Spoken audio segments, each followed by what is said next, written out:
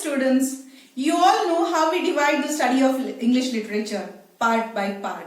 So we usually begin with the Renaissance and the Shakespeare's Renaissance, and then we come to the Puritan age of Milton, and then we come to the age of Dryden, and then slowly move to Alexander Pope's the Augustan age, the neoclassical age, and then we come to the Romantic revival of Wordsworth, then the entire Victorian era ruled by Tennyson, and then ultimately we end up with T.S. Eliot's Auden's modern literature. So this is how we divide semester wise. So now we are today concentrating on the Romantic revival, the half of the 19th century, and then we also will be focusing on Wordsworth, and again we will be focusing on his one particular poem, Tables Turned. This is what I am going to discuss in this session. So something about the Romantic revival. So Romantic revival began almost in 1798 with the publication of the lyrical ballads, but then how was it so different from the previous age, that is the Augustan age? What happened, as we all know, you have also studied, in the Augustan age, the writers considered human as full of flaws. He is born to commit mistakes. So there has to be a kind of order, not only in life, but also order, discipline and reasoning, even in literature. So much of literature was written to improvise him and his lifestyle that there was a rebellious attitude from a group of writers during the beginning of the 19th century. So it was Wordsworth, William Wordsworth, who initiated the Romantic revival. So now what are the basic features of this Romantic revival? They were fed up of the London life or the metropolitan life or about all the problems that life has. They wanted to focus on what good life can give, being in accordance to the nature around us. So this is what is called as romance. Is just not related to love or beauty, but romance is equated to nature, nature's beauty and the love that you get from nature, and how nature takes us to a kind of a spirituality, and we see God in nature. So we have to see the word romantic here from a different perspective. So now, Wordsworth was the main poet of the Romantic era. He lived during the rule of King George III. So when we talk of Wordsworth, let us focus on three things again. One, he was the initiator of the Romantic revival. Why he was the initiator? Because after his publication in 1798, lyrical ballads, that suddenly the Romantic revival began. So his poetical collection, lyrical ballads, is the main cause for the movement called the Romantic revival, one thing. And he was excessively a nature poet. Like we define democracy, we can define Shakespeare's nature as of nature, by nature and for nature. This is what his poetry is all about. Third thing you must remember about Wordsworth is that he was a poet laureate. So that is the highest position given to a man of literature during those eras. So the entire half of the 19th century, Wordsworth was the poet laureate, the highest position in England. So this is what, and you should also remember one more thing here, I may forget, that he wrote almost 387 poems in his lifespan. So all related to nature. So this is his huge contribution to nature today. And since we as people of 21st century ongoing so much of conflict with nature, and we have been fallen into the area of so many different diseases, we have to understand what Wordsworth long back told us, that if we don't follow nature and rush to cities, what would be the ultimatum that we have to face. So this is all another thing. Now, some little bit of information about his life and his works. Wordsworth, William Wordsworth was born in 1770 in Lake District, Grasmere in England. So Lake District is something like a small village surrounded by beauties, that is surrounded by nature's beauty, full of trees, birds, animals, rivers, lakes. So this is nothing but like a kind of a place where people would love to visit. So it is shifted from the urban atmosphere. It is very pure and it is very serene also. So purity and serenity go together in Lake District. It was in such a place that he was born. but then his childhood was not that jovial, the kind of poet that he is. It was not that jovial because very early he lost his parents, and he came up with his sister Dorothy. Like, he depended much on her, but due to some financial conditions in the house, brother and sister were separated. This was a great shock to the budding William Wordsworth. He had aspired to spend his life with his sister Dorothy, but the separation was kind of a deep hidden unconscious pain in his mind.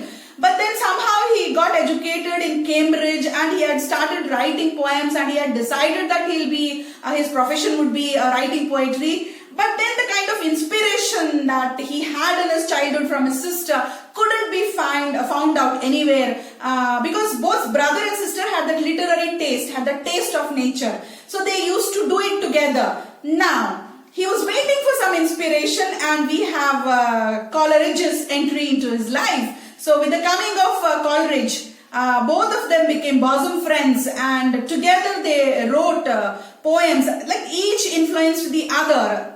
It was like they cannot exist without each other. This is kind of an exaggerated saying, but they were like that. Wordsworth, somewhere Dorothy mentions that Wordsworth wouldn't have written so much in the absence of Coleridge.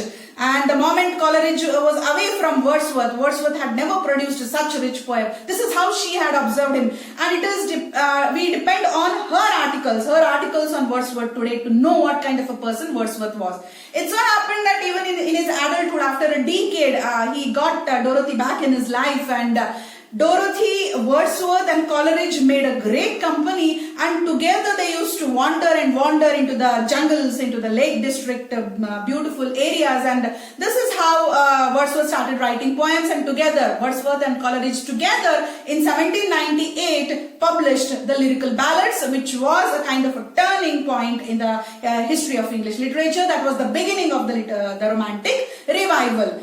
Then this was not just based on their love for nature or their faith in nature. There was much more that had affected Wordsworth as a youth. As he studied in Cambridge, he couldn't concentrate inside the classes. He was often found outdoors.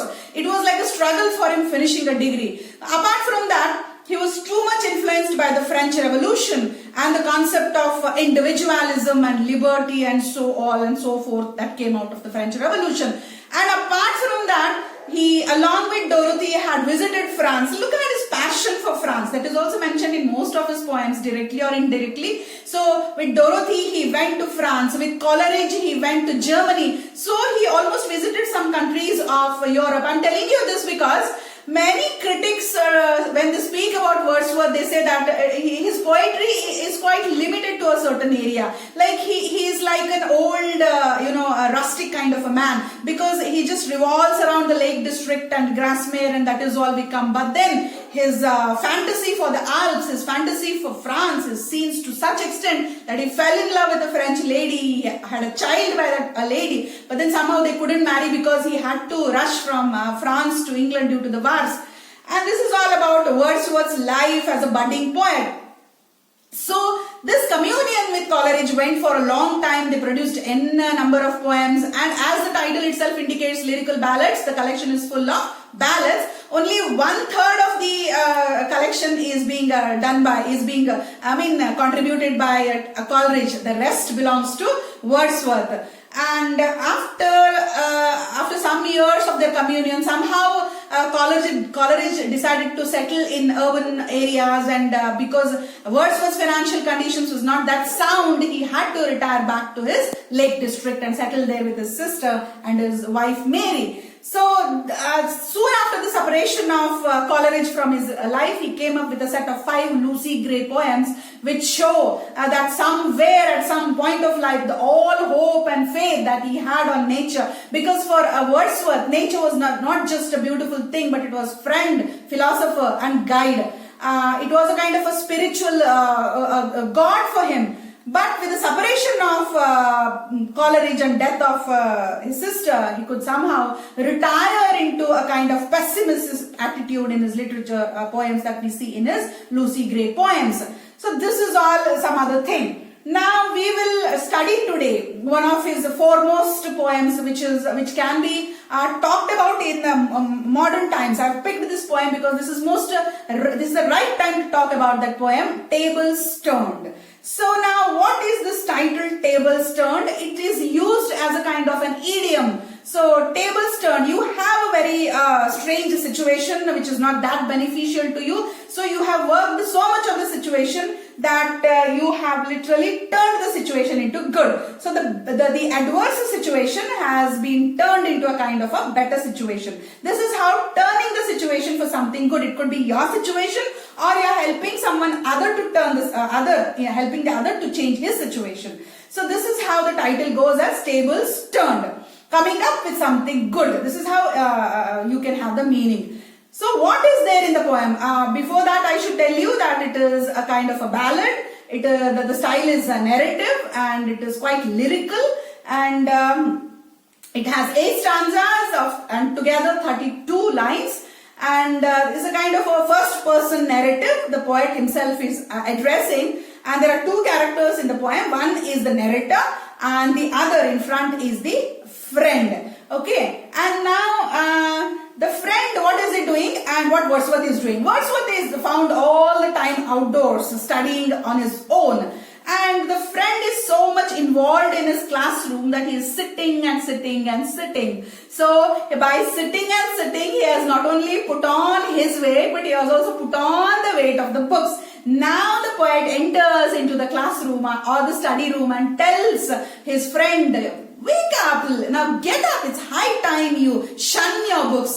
You're putting on weight. That could be a dual in meaning. As I told, putting on weight, the physical weight, or putting too much of books on one side and realizing nothing. So now the narrator tells him, close all your books, stand up and come outside. And it was sunset and the sun was slowly sliding down, yellow and orange. And then even in Eastern countries or in spiritual studies, we find that the dusk, where that is just the time of the setting sun, is a time where the gods shower lots of blessings so that we could have a peaceful night, and then it's a kind of a rebirth for the next day. So come and witness the setting sun. And along with that, he tells there are small black birds outside which you have never seen in your life. He mentions linnet, he mentions throstles. These are birds also mentioned in Western mythology also, that these are some kind of messengers of God. So it is these birds who teach you more than your books. So nature is the best teacher. Referring to those birds, their sounds. So if you listen to the birds, you have message. If you listen, if you just go and stand under the tree, you have a message. So nature gives its signals, its messages through birds, trees, and the entire environment around. So listen to the birds. That is what he's telling the friend, because there is so much of lesson in that which is not there in the books. So nature is the best teacher. This phenomena came from this particular poem. Nature is the best teacher. And there is one beautiful line in this poem. One impulse of the vernal wood teaches you more than man. So how impulsive these statements are and how much they affect us. What is that? One impulse from the vernal wood can teach you more of man and also of sages.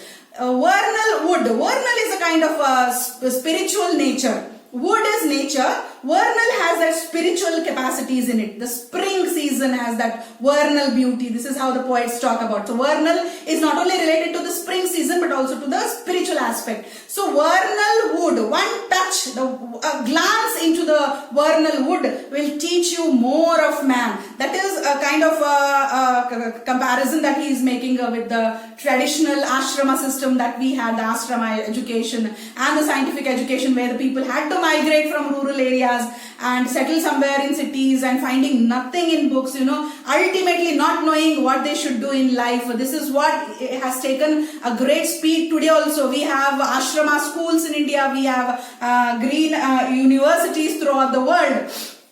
So this is what he tells his friend, and he also mentions the name sages there. You should know that sages are wise people. They are full of wisdom. They don't teach you any kind of renunciation in that way, but they teach you how to be wise, because they have had an experience of the external and the internal world. They have been in the family and they have come out of the family. They have been in the city, they have been in the nature. And with all this experience, they have come to settle down in some particular serene place. And if you go to them, they are there always for you to provide you not only spiritual education, but also the ultimate education of your life. But then this nature, one touch of this vernal wood will give more than the sages can. So this is how he is trying to impress upon his friend. And then he also tells that today, what has science and arts taught you? And this is what we should study with reference to our ages now. He uses one more word there. We murder to dissect. So what is it to murder? We murder because of some avenge or revenge or some enmity or for some hatredness. But now we have started, this is what he takes us inside the science laboratories, where we murder insects, we murder birds, only to dissect them. So a crime being committed, to get a small knowledge out of it, you're dissecting, you're murdering nature, not just birds, non-living things also. Just to get a small piece of knowledge from that, you're dissecting nature. You're murdering nature. So which is already being provided free of cost in the nature itself. The nature is all the way full of her arms to give you this education, and you have confined yourself in a small room amidst four walls and trying to murder and dissect. So neither shall arts nor science give the education that you want. So close your books. The books will simply make you confused and will not give you a kind of a proper goal in your life. And this is how, after mentioning all that, he still keeps on persuading his friend to come out of the life of books. So this is all about table. That is, he wants to change the situation of his friend. He thinks that his friend is a kind of an adverse situation. It's not just the friend there. You take it in a wider perspective. The whole world, the whole of Europe, the whole of world is in a flux, is in a kind of an adverse situation wherein it is unable to come out because it has found itself there. So the theory teaches nothing. It is all about the practical education. We all need some practical education for our kids, wherein our kids have to come out of their schools and learn. So this kind of feelings were all the outputs of French Revolution and his love for nature, because it was French Revolution that taught Wordsworth to stand as an individual on your own. Since you have a soul, since you are a human being, you're capable of standing on your own and getting educated on your own, being with nature. So this is all that he reflects in the poem Tables Turned. And apart from this message, you have nature being personified. This is what Shakespeare does in all his poems, whether it is the world is too much with us or with this poem. He wants to transform or personify nature as God, or he gives a kind of a living entity for God. And you have lots of alliteration in the poem. What is an alliteration? Repetition of the first word. She saw seashells on the shore. So sir, this pronunciation, this letter is being repeated. This is called as alliteration. So this is also a kind of a technique that Wordsworth uses along with his rhyming schemes in his poem. So this is the right time to have a kind of a research on Wordsworth's poems. It's not just the nature study, but it's high time we find a kind of the progress or the life's ultimate message in the nature. So in the coming videos, we will be discussing some of the poems, the entire lyrical ballads I'll be covering. So this is the beginning of the lyrical ballads. And then we will also study as to what was there in Lucy Gray, collection of 5 Lucy Gray poems. Hope you enjoyed this session, children. Thank you.